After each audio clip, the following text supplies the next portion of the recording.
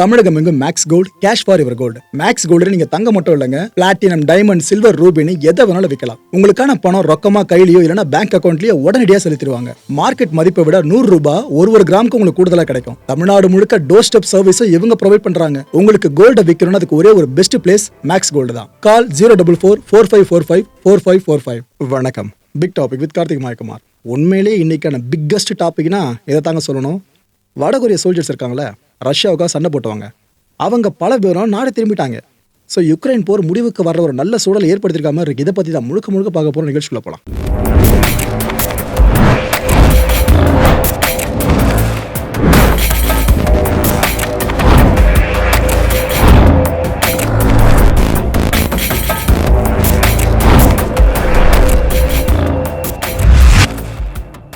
அமெரிக்க அதிபர் Donald Trump இருக்கார்ல, அவருக்கு இப்போ யாருக்கு அதிகமாக ப்ரெஷரை இறக்கிக்கிட்டு இருக்காருன்னு நினைக்கிறீங்க?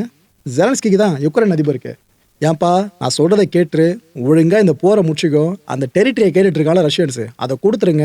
நீங்கள் வேணாங்கன்னு சொல்லிட்டு இருந்தால் இன்னும் எக்ஸ்ட்ரா டெரிட்டரி அவங்க பிடிச்சிட்டாங்கன்னா யுக்ரைன் இல்லாமல் போயிடும் பார்த்துக்கோன்னு அந்த மனுஷன் அவ்வளோ சொல்லிட்டு இருக்காரு. அந்த 28 அம்ச திட்டங்கள் இருக்குல்ல, அதை ஒத்துக்கோன்னு சொல்லிக்கிட்டு இருக்காரு. ஆனால் ஜெலன்ஸ்கி என்ன திரும்ப சொல்லிட்டு இருக்காரு, ஏங்க நீங்கள் சொல்கிறதுக்கு ஏற்ற மாதிரி நாங்கள் வேணால் நேட்டோவில் மெம்பர் ஆக மாட்டோம், அதுக்கு நான் அஷூரன்ஸ் கொடுத்துட்றேன். அது கூட நீங்கள் யாரும் செக்யூரிட்டி கேரண்டி கொடுத்தீங்கன்னா நான் நேட்டோவில் மெம்பர் ஆக மாட்டேன், இனிமேல் நான் அந்த முடிவை கைவிட்டுறேன். ஆனால் இந்த எங்களோட நிலப்பரப்பை ரஷ்யா கொடுன்னு சொல்கிறீங்களே, இது எப்படிங்க நம்ம நியாயமாக எடுத்துக்க முடியும்னு அந்த மனுஷன் சொல்லிட்டு இருக்காப்புல. ட்ரம்ப் என்ன சொல்லிட்டாரு இப்போ கடைசியா, ராஜா கிறிஸ்மஸ் வரைக்கும் மட்டும் தான் ஒரு டைம், அதுக்குள்ளே ஒரு நல்ல முடிவு எடுத்துருங்க. டெட்லைன் உங்களுக்கு அதுதான். அதுக்குள்ளே நல்ல முடிவை நீங்கள் எடுக்கல அப்படின்னா புட்டி நீங்கள் ஏதாவது முடிவு எடுத்துட்டாருன்னா உங்களுக்கு எதிராக நாங்கள் எதுவும் பண்ண முடியாது பார்த்துக்குங்கன்னு ட்ரம்ப் கை வச்சிருக்காருங்க. ஸோ டெரிட்டரியை விட்டு கொடுத்தா மட்டும்தான் யுக்ரைன் இதுக்கப்புறம் ஸ்திரமாக நிலைக்கும், இல்லைனா ரொம்ப ரொம்ப ரொம்ப ரொம்ப கஷ்டம். ஜெலன்ஸ்கி இன்னொரு விஷயத்தார கன்சிடர் பண்ணிட்டு இருக்காப்லையா, ரெஃபரண்டம் நடத்தினா என்ன அப்படின்னு சொல்லிட்டு, அதாவது பொது வாக்கெடுப்புன்னு சொல்லுவாங்க. இப்போ ரஷ்யா அந்த நிலத்தை உரிமை கூறுதுன்னா அந்த நிலம் சார்ந்து வாழ்ந்துட்டு இருக்க மக்கள் இருக்காங்களே, அவங்க மத்தியில் வாக்கெடுப்பு நடத்தப்படும். இந்த நாள ரஷ்யா கிட்ட போகலாமா இல்லை யுக்ரைன் கிட்டே இருக்கலாமா அப்படின்னு சொல்லிட்டு அந்த வாக்கெடுப்பு நடத்தி பொதுமக்கள் நினைச்சாங்கன்னா அவங்க முடிவுக்கு ஏற்ற மாதிரி நம்ம கொடுத்துருவோமே அப்படின்னு ஜெலன்ஸ்கி யோசிச்சுட்டு இருக்கிறதா இப்போ ஒரு தகவல். முதல்ல குடிக்கவே மாட்டேன்னு சொன்னவர் இப்போ ரெஃபரண்டம் சார்ந்து யோசிக்க ஆரம்பிச்சார்ல, அது ஒரு நல்ல முடிவுன்னு இப்போதைக்கு கொஞ்சம் பார்க்க முடியுது. ஸோ அடுத்து என்ன நடக்கும்னு நினைக்கிறீங்க? என் கணிப்பு சரியாக இருக்கும் பட்சத்தில் ஜெலன்ஸ்கி தொடர்ந்து இல்லைங்க ரெஃபரண்டம் தான் ஒரே தீர்வு, அதுக்கப்புறம் பார்த்துலான்ற அந்த முடிவில் இருந்தாருன்னா ஊழல் அரசியல்வாதி அப்படின்ற பேரை இவருக்கு வச்சாலும் ஆச்சரியப்படுறதுக்கு இல்லை. கரப்ஷன் ஸ்கேண்டல்னு ஏதாவது ஒன்று ஜெலன்ஸ்கிக்கு எதிராக வந்தாலும் ஆச்சரியப்படுறதுக்கு இல்லை மக்களே. லோக்கல் பாலிடிக்ஸில் மட்டும் இல்லை, வேர்ல்டு பாலிடிக்ஸ்லையும் இந்த கரப்ஷன் ஸ்கேண்டில் ஒருத்தங்க மேலே சுமத்துறது ரொம்ப ரொம்ப ரொம்ப ரொம்ப ஈஸி. ஏன்னா ஜெலன்ஸ்கி இருக்கிறனால தானே பிரச்சனை. அவருக்கு போல வேற என்ன யுக்ரைன் அதிபராக இருந்தாங்கன்னா ஓகே ரைட்டு. ஜெர்மனி அவங்க பப்ளிக்காக ஒரு விஷயம் அனௌன்ஸ் பண்ணாங்க, கவனிச்சிங்களா? நம்ம இதுவரை காலமோ யூரோப்புக்கு அமெரிக்கா தான் ஒரு ப்ரொடெக்டராக இருந்துக்கிட்டு இருந்துச்சு, பாதுகாப்பு கொடுத்துட்டு இருந்தாங்க. ஆனால் அந்த ஏரா முடிஞ்சிருச்சுங்க. யூரோப் எக்கேடு கெட்டா நம்மளுக்கு என்ன, நமக்கு அமெரிக்காவோட பாதுகாப்பு மட்டும்தான் முக்கியன்ற மனநிலை இப்போ அமெரிக்க தலைமைக்கு இருக்கிறதா ஜெர்மனி சொல்லியிருக்குங்க அஃபிஷியலாக. அமெரிக்க தலைமைன்னு யாரை சொல்கிறான்னு தெரியுதா? தலைவன் டொனால்ட் ட்ரம்ப்பை அவங்க இப்படி விமர்சனம் பண்ணியிருக்காங்க. என்னதான் பேச்சு இது போல் வரட்டுமே, ட்ரம்ப் மனசு மாறுற மாதிரிலாம் தெரில. யூரோப்னால எங்களுக்கு என்ன பிரயோஜனம்? ஒன்றும் கிடையாது. நாங்கள் எதுக்கு உங்களுக்கு சும்மா ப்ரொடெக்ட் பண்ணி இவ்வளோ செலவு பண்ணிட்டு இருக்கணும்? நேட்டோட அவ்வளோ நாடுகள் இருக்குது, யார் அதிகமாக செலவு பண்ணுறா நேட்டோக்கு? நாங்கள் தானே, நாங்கள் எது சம்மந்தம் உங்களுக்கு பண்ணிட்டு இருக்கோம் அப்படின்னு யோசிக்க ஆரம்பிச்சிட்டாரு. அதுவும் இல்லாமல் ரஷ்யா கூட ரொம்ப நெருக்கமாக போயிருக்கு அமெரிக்கா, அதான் இங்கே ஹைலைட்டு. ட்ரம்ப் என்ன பிளான் பண்ணிட்டு இருக்காரு தெரியுமா? கோர் 5 அப்படின்ற புதிய அமைப்பு உருவாக்குறது சார்ந்து யோசனை பண்ணிக்கிட்டு இருக்காரு. அதில் America, China, Russia, India, Japan இந்த 5 நாடுகள் உள்ளடங்கி இருக்குன்ற மாதிரியும் ஒயிட் ஹவுஸ் தகவல்கள் நிறைய வெளியே வந்துகிட்டு இருக்கு.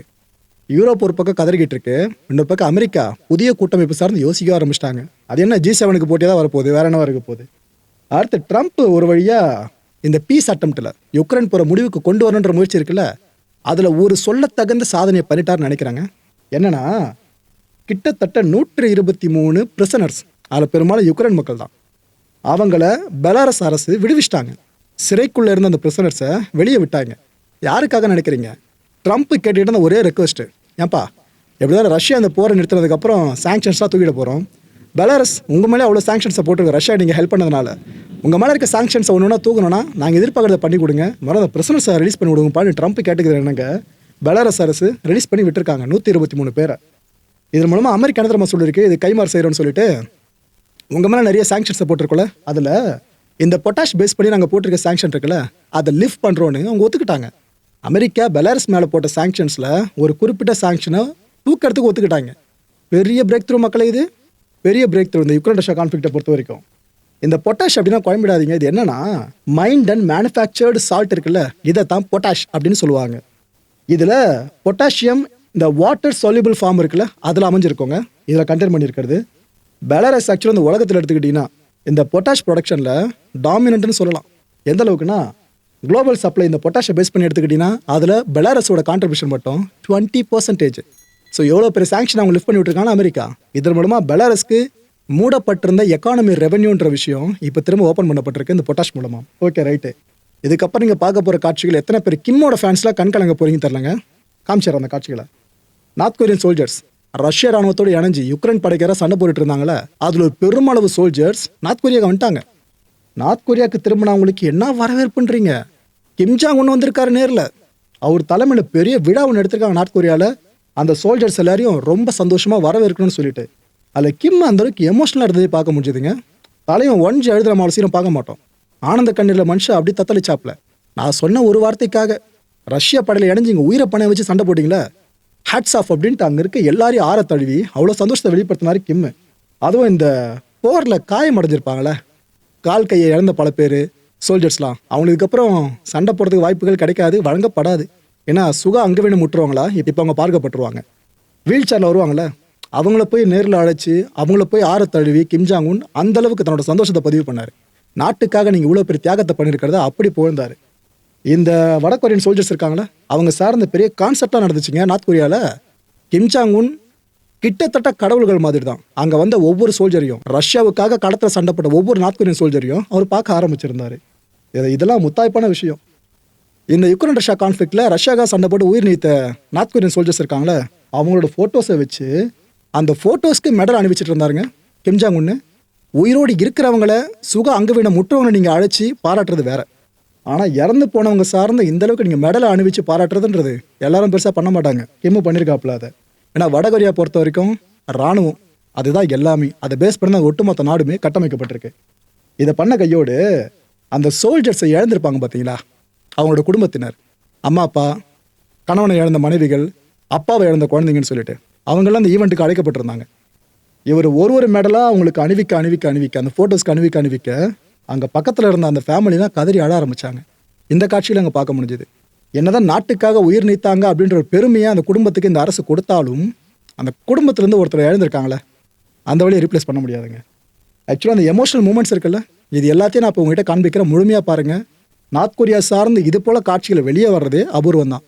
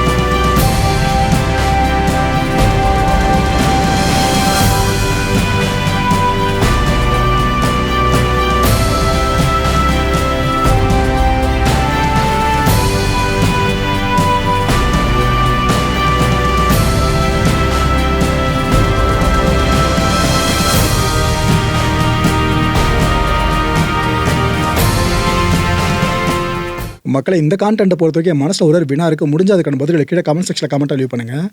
நடக்கிற அந்த நிகழ்வுகள்லாம் பார்க்குறப்ப யுக்ரைன் ரஷ்யா கான்ஃப்ளிக்ட் இந்த புத்தாண்டு தொடங்குறதுக்குள்ளேயே முடிஞ்சிடும் போல இருக்குது அப்படின்ற நம்பிக்கை வருதுல. எனக்கு அந்த நம்பிக்கை கொஞ்சம் துளிர்விட ஆரம்பிச்சிருக்கு. முடிஞ்சிடும் நினைக்கிறீங்களா புத்தாண்டுக்குள்ளேயே இந்த போர்? அடுத்த நிகழ்ச்சி சந்திக்கலாம். நன்றி, வணக்கம். தமிழகம் எங்கும் Max Gold, cash for your gold. Max Gold நீங்க தங்க மட்டும் இல்லைங்க, பிளாட்டினம், டைமண்ட், சில்வர், ரூபினி எதை வேணாலும் விற்கலாம். உங்களுக்கான பணம் ரொக்கமா கையிலயோ இல்லைன்னா பேங்க் அக்கௌண்ட்லயோ உடனடியாக செலுத்திடுவாங்க. மார்க்கெட் மதிப்பை விட 100 ரூபாய் ஒரு கிராமுக்கு உங்களுக்கு கூடுதலா கிடைக்கும். தமிழ்நாடு முழுக்க டோர் ஸ்டெப் சர்வீஸை இவங்க ப்ரொவைட் பண்றாங்க. உங்களுக்கு கோல்டை விற்கணும்னு அதுக்கு ஒரே ஒரு பெஸ்ட் பிளேஸ் மேக்ஸ் கோல்டு தான். கால் 04445454545. என் அன்பார்ந்த மாயம் ஸ்டுடியோஸ் நேயர்களே, மாயம் பக்தின்னு ஆன்மீகத்துக்காக பிரத்யேகமாக ஒரு சேனலை கொண்டு வந்திருக்கோம். மறக்காம சப்ஸ்கிரைப் பண்ணி அந்த சேனலுக்கு உங்களோட ஆதரவை மனப்பூர்வமாக தெரிவிங்க. வணக்கம் மாயம் ஸ்டுடியோஸ் நண்பர்களே. மாயம் ட்ரெண்ட்ஸ் அப்படின்ற ஒரு புதிய ஃபேஸ்புக் பேஜை ஓப்பன் பண்ணியிருக்கோம். நீங்கள் யூடியூப்பில் பார்த்துட்டு இருக்கீங்களா நம்மளோட கான்டென்ட்ஸ்லாம். இதெல்லாம் விட ஒரு படி மேலே ரொம்ப கிறிஸ்பாகவும் ரொம்ப சூப்பராகவும் நிறைய கான்டென்ட்ஸ் உங்களுக்கு இந்த பேஜில் காத்துட்ருக்குங்க. ஸோ உடனடியாக ஃபேஸ்புக் பிளாட்ஃபார்ம் போங்க, மாயம் ட்ரெண்ட்ஸ்னு டைப் பண்ணி சர்ச் பண்ணி நம்ம பேஜை ஃபாலோ பண்ணுங்கள். அப்படியே நம்ம சேனலையும் நீங்கள் சப்ஸ்கிரைப் பண்ணிட்டீங்க அப்படின்னா இன்னும் நிறைய புது கான்டென்ட்ஸை உங்களுக்காக ப்ரொடியூஸ் பண்ணி கொடுத்துக்கிட்டே இருப்பாங்க. நீங்கள் பண்ணுற ஒவ்வொரு சப்ஸ்கிரிப்ஷனும் எங்களுக்கு பெரிய மோட்டிவேஷனாக அமையும்.